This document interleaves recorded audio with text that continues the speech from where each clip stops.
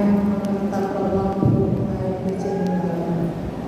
అలాగే మనమందరం కూడా దేవుని యొక్క కృపను బట్టి గతించిన గుడ్ ఫ్రైడే నుంచి మరి గుడ్ ఫ్రైడే వరకు సజీవులలో ఉంచిన దేవాది దేవునికి మహిమ ఘనత ఆయనకి చెందుగాక.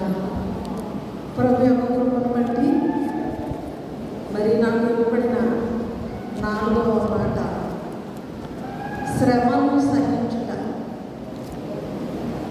యేసయ్య మన కొరకు ఆయన ఎన్నో శ్రమలు సహించుకున్నారు. సిలువ వేయబడ్డారు, కాళ్ళలో మేకులు, చేతిలో మేకులు, మొఖం మీద ఉన్నాయి. అన్నీ చేసినప్పుడు ఆయన ఏమీ కూడా మాట్లాడలేదు. ప్రతీది ఆయనే సహించుకున్నారు, ధరించుకున్నారు. ఎందుకంటే అంతటా అందరూ మారు మనసు పొందవలెనని యేసు కోరిక. మనమందరము కూడా మారు మనసు పొంది ఆయన బిడ్డలుగా ఉండాలని ఆయన సిలువలో ఎన్ని శ్రమలైనా సహించుకున్నారు. ఎందుకంటే మనం ఈ దినాన్ని ఇలా ఉన్నాము అంటే ఆ రోజు మన దేవుడు ఆయన కుమారుని పంపించి ఆయన బలిగాను అర్పణగాను అర్పించిన బట్టి ఈరోజు మనం ఈ విధంగా ఉన్నాము. మనము మన పాపముల చేతను అపరాధముల చేతను మనం చచ్చిన వారమై ఉండగా యేసుక్రీస్తు సిలువ వలన మనం ఈ దినాన్ని బ్రతికి ఉన్నాం. అంటే శ్రమలు సహించుట అంటే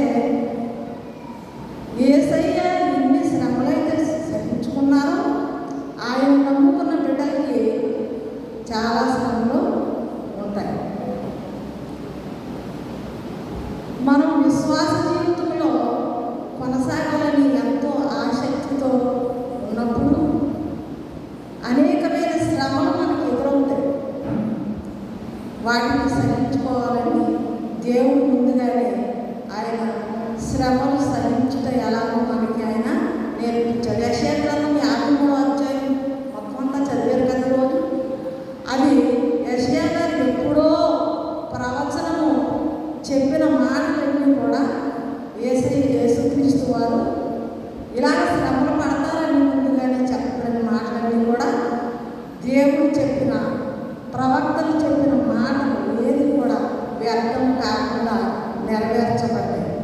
ప్రియమైన దేవుడు బిడ్డలారా, ఈ దినాన్ని మనము ఆయనకి కావాల్సిన ఇన్ని శ్రమలు ఆయన ఎందుకు ఆయన సహించుకున్నారంటే మనమందరం కూడా ఆయనతో బ్రతకాలని ఆయన కోరుకుంటున్నాడు. అంటే ఇప్పుడు మనం బ్రతికే ఉన్నాం కదా, మనం చచ్చిపోయామా అని అనుకుంటాం. కానీ దేవునిలో మనం మారు మనసు లేకుండా ఉన్నప్పుడు మనం చచ్చిన వారితో సమానం. కాబట్టి శ్రమలు సహించుకోవాలి.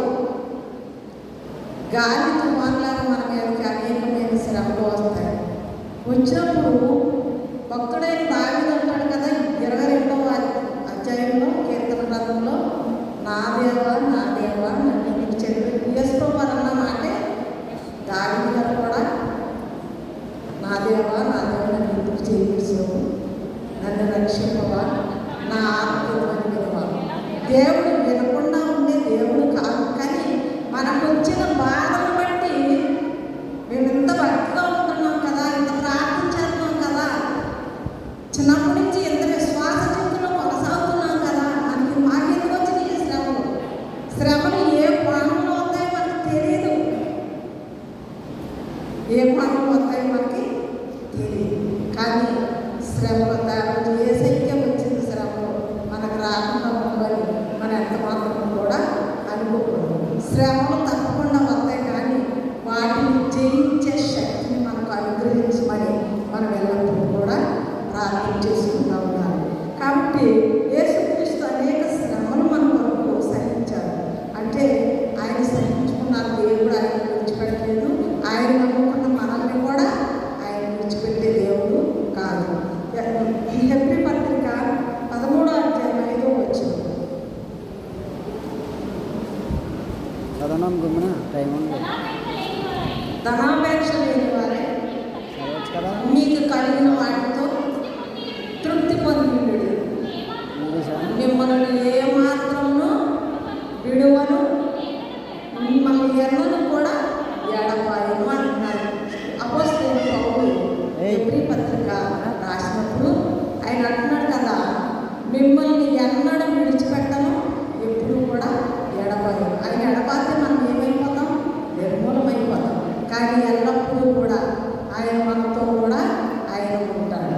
అందుకే బాధలో ఉన్నప్పుడు, కష్టంలో ఉన్నప్పుడు మనం కూడా అనుకుంటాం, దేవుడు మమ్మల్ని మర్చిపోయాడు అంటావా, మమ్మల్ని విడిచిపెట్టేశాడు అంటావా, ఎందుకు ఇంత శ్రమ నాకు వచ్చింది అని మనం కూడా అనుకుంటాం కదా, అనుకుంటాం.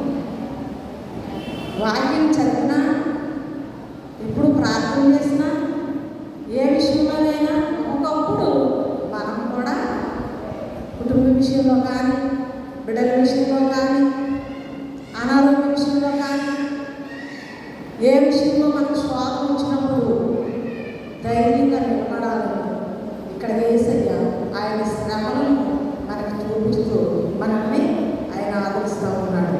అలాగే మత్తయి సువార్త 10వ అధ్యాయము 22వ వచనం.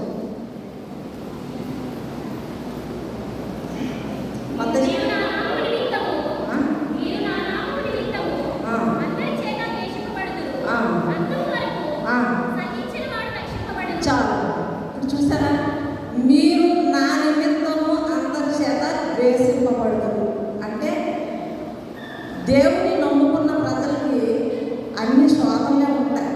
నా నిమిత్తము దేవుడు అందరి చేత ద్వేషింపబడదు అంటే నమ్ముకున్నప్పుడు, భక్తి జీవుల్లో జీవించినప్పుడు, ఒకవేళ మందిరంలోకి వెళ్ళి బాగా పాటలు పాడి, బాగా వాక్యం చెప్పి, లేకపోతే బాగా విశ్వాసం అని మిమ్మల్ని మెచ్చుకుని మేరకు ఎవరు కప్పరు. దాని వెనకాల ఓళ్ళన్నీ అంటూ ఉంటారు. మరి ఏ సైకిల్ మొక్కగా రూపొస్తారు? ఆయన ఏమైనా పాపం చేశాడా? ఆయన ఏమైనా తప్పు చేశాడా? ఏమి చేయలేదు, అయినా కూడా మొక్కగా రూపొస్తారు. అలాగా ఏసైనా మనం కూడా సహించుకుంటూ వెళ్ళిపోవాలి. కాబట్టి శ్రమలు సహించాలి అని దేవుడు చెప్తాడు. శ్రమలు అంటే రకరకాలుగా మన మీదకి వస్తూ ఉంటాయి. కాబట్టి ప్రియమైన దేవుడు బిడ్డలారా, ఈ శ్రమ అనేది మానవుడికి ఆదిలోనే ఆదామును దేవుడు సృష్టించి ఏదో పొలంలో పెట్టినప్పుడు ఆ పొలాన్ని ఏం చేశాడు? సృష్టిని అన్నమాట పాడు చేసి సంగతి గారు శ్రమలు సహించడానికి దేవుడు మనకి ఓపిక, సహనము, తెలివి, జ్ఞానము దయచేయాలని ప్రార్థన చేసుకుంటాం. 2వ తిమోతికి రాసిన పత్రిక 2వ అధ్యాయం 11వ వచనం.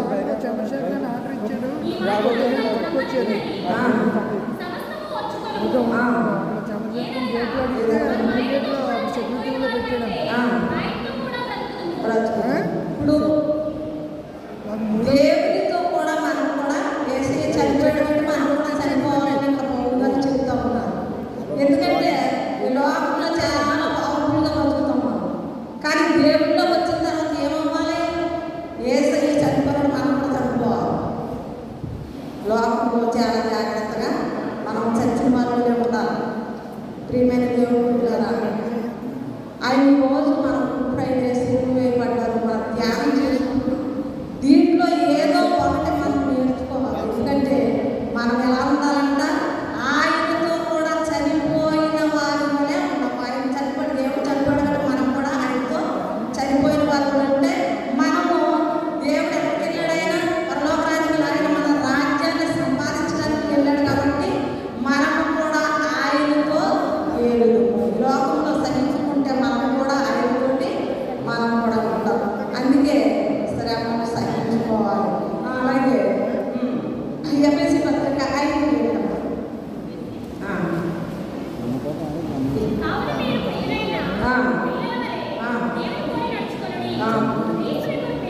ప్రేమించి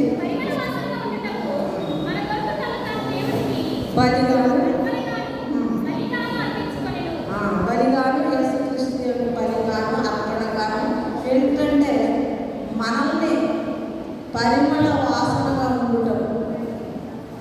మనం ఇంతకుముందు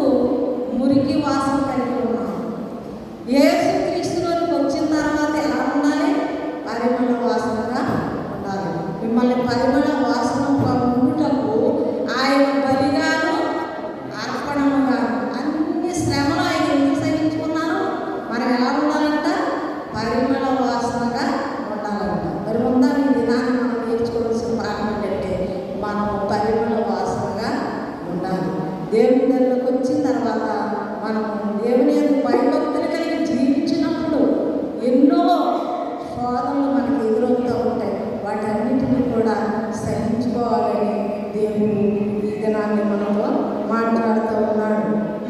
యోహాను సువార్త 11:42. త్వరగా తీసాలండి. నీవు ఎల్లప్పుడూ నా మనవి వినుచున్నావని నేను ఎరుగుదునుగా, నీవు నన్ను పంపితివని చుట్టూ నిలిచి ఉన్న ఈ జనసమూహం నమ్మునట్లుగా ఈ మాట చెప్పేవారు. ఇప్పుడు ఏమంటారంటే ఇన్ని శ్రమలు సహించుకున్నాము, కానీ ఇప్పుడు ఈ రోజు మనం ఆయన వాక్యం ధ్యానం చేస్తున్నాం కదా. ఇప్పుడు మనం కూర్చున్న మనం అందరం కూడా ఈ శ్రమ అంతా మన కోసమే, నా కోసమే కదా ప్రభువా నువ్వు భరించుకున్నామని మనం అందరం తెలుసుకోవాలి.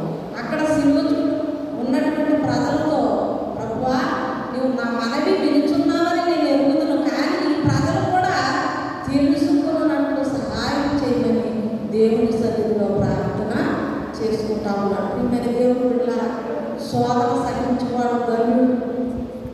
మన మీదకి రకరకాలుగా వస్తాయి శోధన. ఆ శోధన మనం బ్యాక్ లేదు ఈ మైకి మైకి ఇచ్చి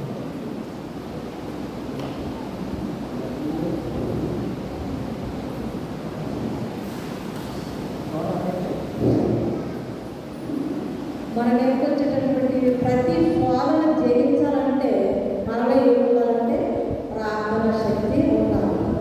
ప్రార్థన శక్తి, ప్రార్థన ద్వారానే ఏదైనా కూడా జయించగలుగుతాం. ఈమెను దేవుని దినాన్ని శ్రమలు సహించాలి, ఆయనతో కూడా మనం జీవించాలి అని అంటే మనము దేవుని యందు భయం, భక్తి కలిగి జీవించాలి. హృదయపూర్వకం ఆయన ఆత్మతో సత్యంతో ఆయన ఆరాధించేవారు ధన్యులు. ఈ దినాన్ని సిలువలో ఆయన పలికిన ఈ 4వ మాట శ్రమలు సహించుట. మన ప్రతి వారం ఒక శ్రమలు ఉంటాయి. మనం ప్రార్థన నేర్చుకోవాలి. నాకు అనేకమైన శ్రమలు ఈ నెలలోనే నేను ఎటువంటి శ్రమలు మా కుటుంబానికి వచ్చినాయో మీ అందరికీ కూడా తెలుసు. గాలి తుఫాన్లను మా ఇంటి మీదకి వచ్చినటువంటి ఆ శ్రమలు సహించడానికి నేను ఏమి చేయను, నా దగ్గర ఏమి ధనం లేదు, మాటగారిని కాదు, కానీ దేవుడి సన్నిధిలో ఈ తల్లిదండ్రులు నేను భోజనం చేసి ప్రార్థన చేయడం మాత్రమే నా వంతు. నా బిడ్డలకి సహాయం చేసేవాడు దేవుడే. ప్రార్థన మాత్రమే చేయగలరు. నేర్చుకోండి అందరూ కూడా. శ్రమలు వచ్చినప్పుడు మనం కృంగిపోకూడదు, ప్రార్థన చేయాలి. ప్రార్థన పరిస్థితులను మార్చగలరు. మా మనవరాలకు వచ్చిన శోధన కానీ, మా మనవలకు వచ్చిన శోధన కానీ, అలాగే నా తండ్రి విషయంలో కానీ ఎంత శోధన ఎదురవుతుందో మీ అందరికీ కూడా తెలుసు. కానీ నేను అక్కడ ఏం చేస్తాను నాకు కూడా మీకు తెలుసు. ప్రార్థన చేయడమే నా పని. నా దగ్గర ఏమి కూడా ధనం ఉండదు, ఎప్పుడూ ఉండదు, ఎందుకో తెలియదు. కానీ ప్రార్థన శక్తి మాత్రం అందరినీ పిలిచి ప్రార్థన చేయడానికి దేవుడు నాకు నేర్పించినటువంటి ఆ ఒక పాఠం మాత్రం ఎప్పుడు విడిచిపెట్టకుండా అందరినీ పిలిచి ప్రార్థన చేయడం. మా మనవరాలను దేవుడు సజీవులు ఎక్కడో ఉంచాడు. మా మనవడిని దేవుడు సజీవులు ఎక్కడో ఉంచాడు. కొన్ని విషయాలు నాకు తొందరగా తెలియనివ్వరు. ఇదిగో కాళ్ళు ఆడుతున్నాయి అన్నాడు. అంతే హాస్పిటల్కి తీసుకెళ్తే 5 లక్షలు అవుతుంది. మేమెక్కడ మా బ్రతికెక్కడ 5 లక్షలు అవుతుంది. దేవుడు విడిచిపెట్టాడా? మిమ్మల్ని ఎప్పుడు కూడా విడువను ఎడబాయి విడిచిపెట్టలేదు. ఆయన ఆదరించాడు, ఆదుకున్నాడు, అప్పు పుట్టించాడు, సేవలు ఇచ్చాడు. నా మనల్ని సజీవులలో ఉంచాడు. ఏ సైకి వచ్చిన శ్రమ ఆయన సహించుకోవడానికి మనం కూడా ప్రార్థన చేస్తున్నప్పుడు ప్రతి విషయాన్ని కూడా ఆయన జవాబు మనకి జవాబుగా ఇచ్చేస్తాడు. ఈ కొద్ది మాట దేవుడు దీవించి ఆశీర్వదించుకున్నాడు.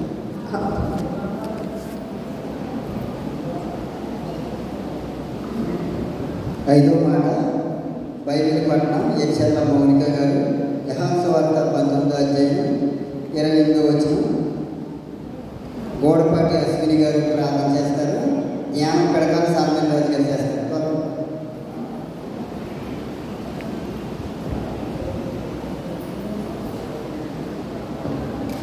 ఐదవ మాట వార్త 19వ అధ్యాయం.